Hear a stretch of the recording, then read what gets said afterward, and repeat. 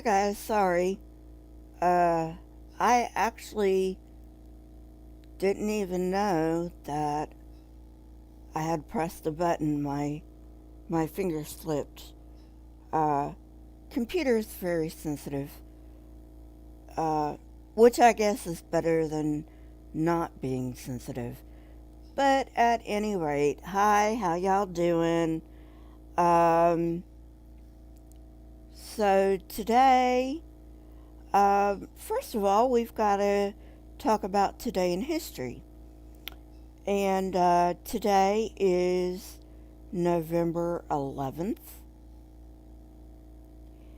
And today in history, we have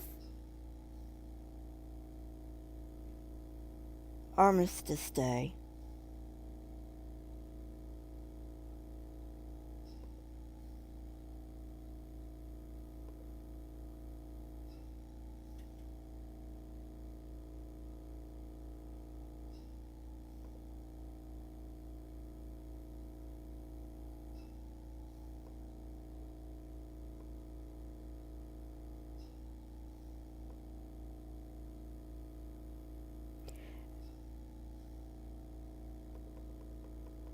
Sorry about that.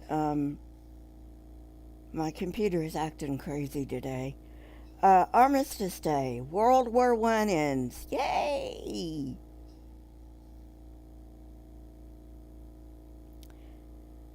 So, at the 11th hour on the 11th day of the 11th month of 1918, damn, that's a lot of 11s, the Great War ended. At 5 a.m. that morning, Germany, bereft of manpower and supplies and faced with imminent invasion, signed an armistice agreement with the Allies in a railroad car outside Compiègne, France. The first war, the First World War left 9 million soldiers dead and 21 million wounded, with Germany, Russia, Austria-Hungary, France, and Great Britain each losing nearly a million or more lives. In addition, at least 5 million civilians died from disease, starvation, or exposure.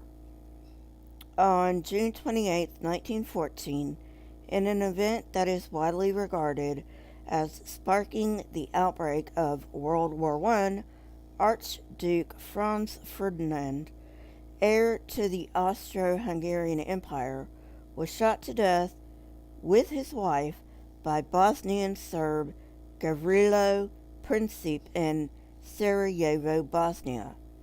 Ferdinand had been inspecting his uncle's imperial armed forces in Bosnia and Herzegovina despite the threat of Serbian nationalists who wanted these Austro-Hungarian possessions to join newly independent Serbia.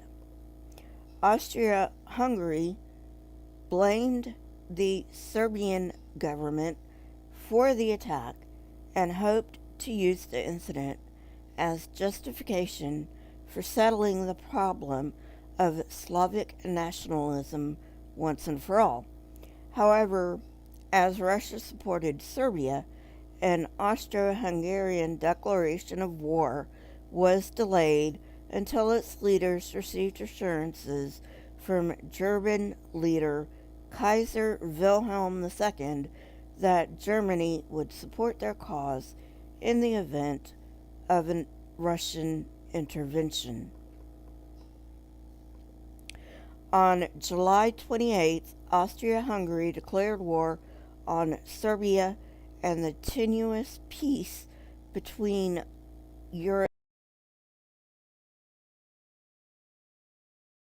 29th, Austro-Hungarian forces began to shell the Serbian capital, Belgrade, and Russia, Serbia's ally, ordered a troop mobilization against Austria-Hungary. France, allied with Russia, began to mobilize on August 1st.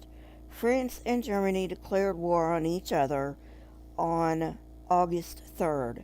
After crossing through neutral Luxembourg, the German army invaded Belgium on the night of August 3rd to 4th, prompting Great Britain, Belgium's ally, to declare war on Germany. For the most part, the people of Europe greeted the outbreak of the war with jubilation. Most patriotically assumed that their country would be victorious within months.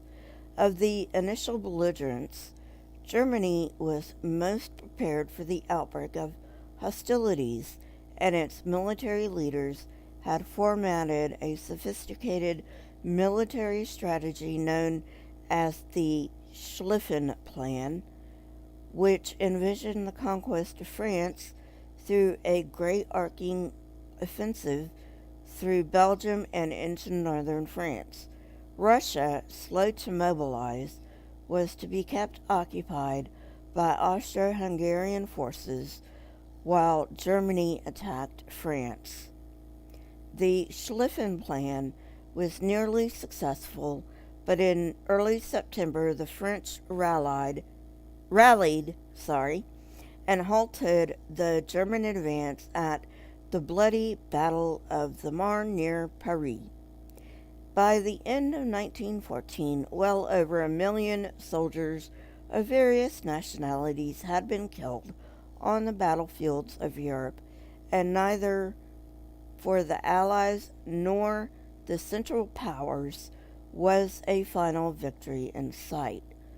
On the Western Front, the battle line that stretched across northern France and Belgium, the combatants settled down in the trenches for a terrible war of attrition. And then, of course, there's more talking about the Bolshevik Revolution in Russia, and, the entrance of the U.S. to World War I, but I'm not going to read all of that. I'm especially not going to read anything on the Bolshevik Revolution, not because it's not important. It's very important, and I understand that, but that is going to be for another day in Today in History. So I will go ahead and say that I did not know that today was Armistice Day, but very, very glad that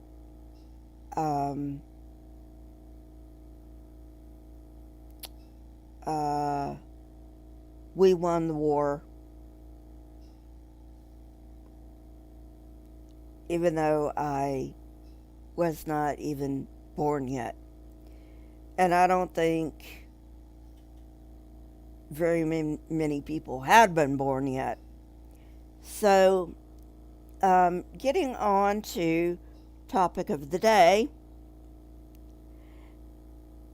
more bad advice in the Bible. Proverbs 12.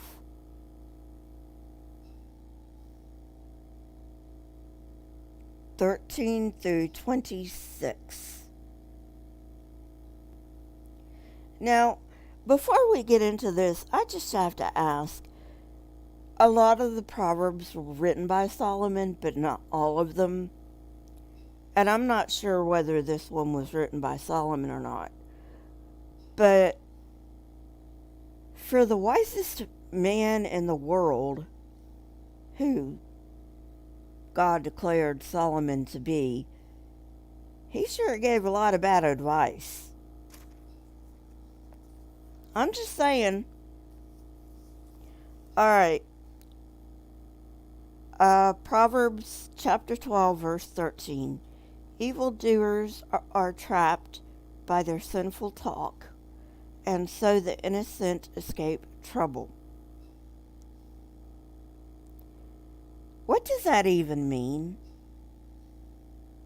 I mean, seriously, that's just a bunch of gobbledygook. Because,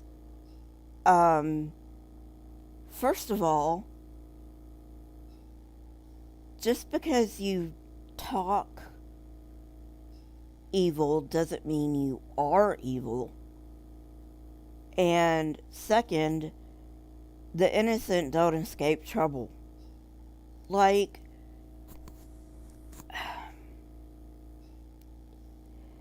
where does this stuff even come from? From the fruit of their lips, people are filled with good things, and the works of their hands brings them reward. I can categorically tell you, no, it doesn't.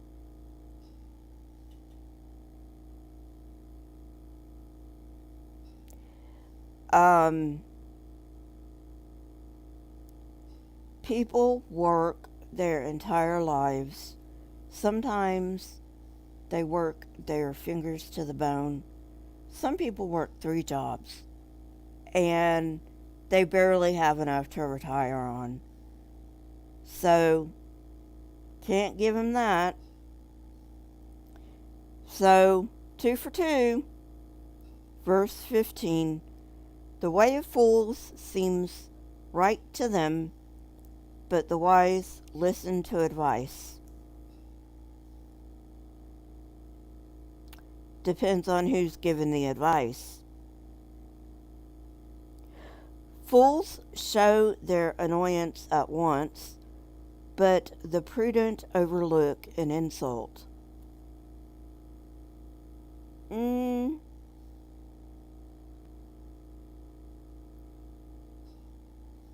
Can't agree with that one. I can't agree with that one. If someone's insulting you, you should tell them they're insulting you. And you should tell them to knock it off. What is this, victim culture?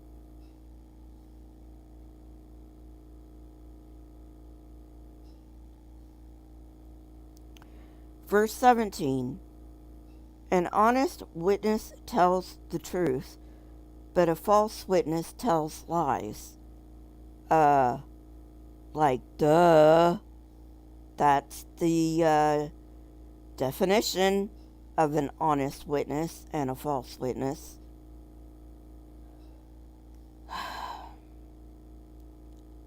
Verse 18.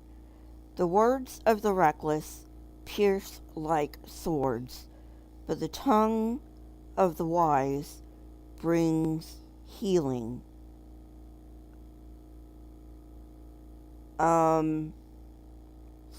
So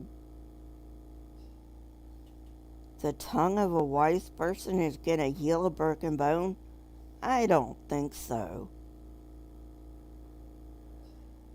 Verse 19.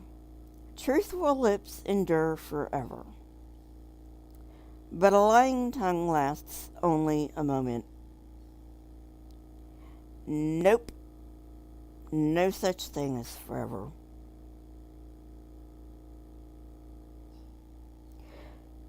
Verse 20.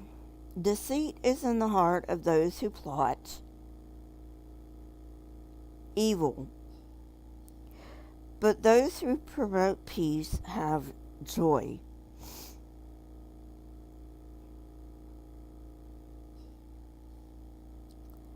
I can agree with the first part, but not the second part.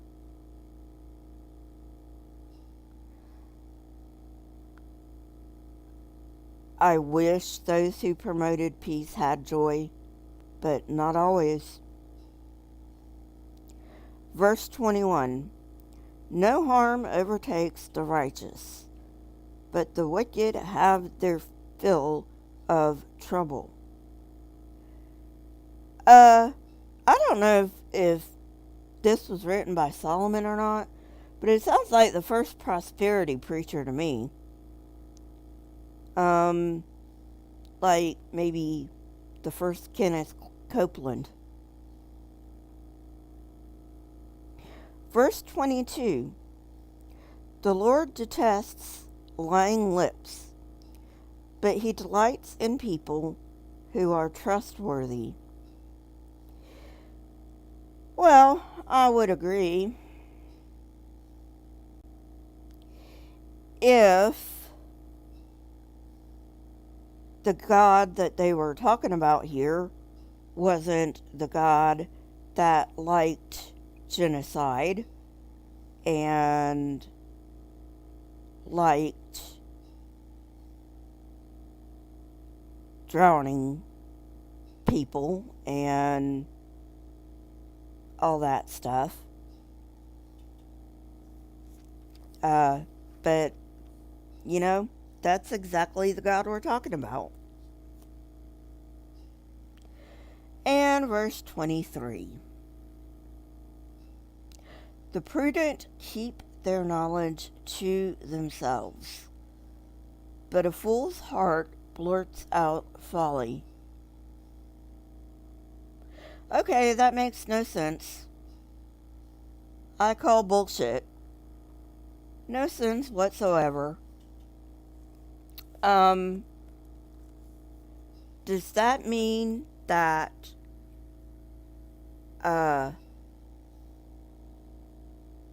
college professors and kindergarten, middle school, elementary school, high school, does that mean that they're not prudent because they give away knowledge? I mean, seriously, is that what you're trying to tell me? You know, now, culture has a lot to do with it, and I understand that. I've been saying that for couple of years now, because I've been on YouTube a couple of years doing videos, and I understand culture has a lot to do with it. So there might be some cultural aspect that I am overlooking.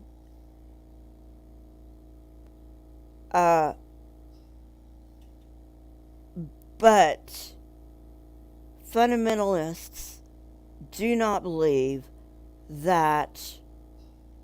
Fundamentalists believe in a literal interpretation of the Bible, and they don't take into account culture.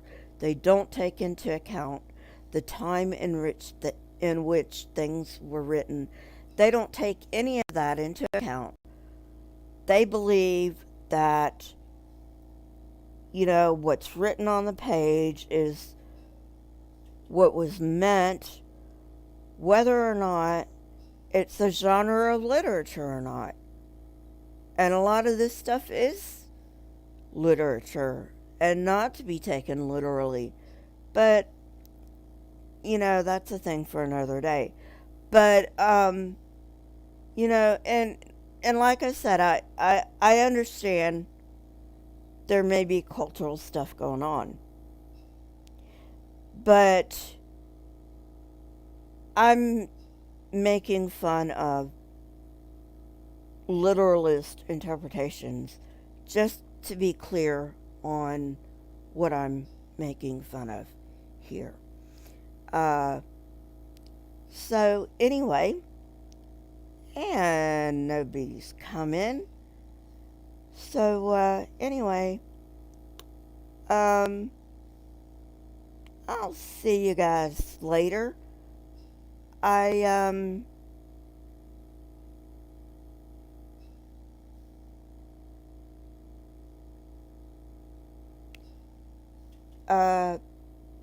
Don't forget to like, subscribe. I have a merch store. It's on my website. The link is in the description, as always. My Twitter, Discord, email, PayPal, and website are in the description. And of course, I used the Holy Bible for this. So, I just put the book and the verse in the title. So, I don't have to put it in the description or anything. And so go to my merch store, see if there's anything you like. I get a percentage of whatever you buy. And I will see you guys later. Bye.